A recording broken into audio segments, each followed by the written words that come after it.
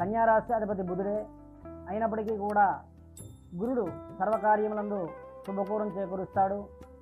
శుభకార్యాల్లో కానీ అన్ని రంగాల్లో ఉన్నవారికి కానీ ధనాదాయాన్ని ఇస్తాడు.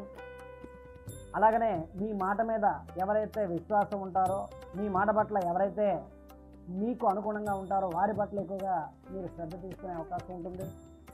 అలాగనే స్త్రీమూలక సహాయ సంపత్తులు అంటే రియల్ ఎస్టేట్ కానీ, షేర్ మార్కెట్లు కానీ, ఫైనాన్షియల్గా కానీ స్త్రీమూలకంగా మీరు పెట్టుబడి పెడితే దానికి శుభ పరిణామాలు చేకూరుతాయి.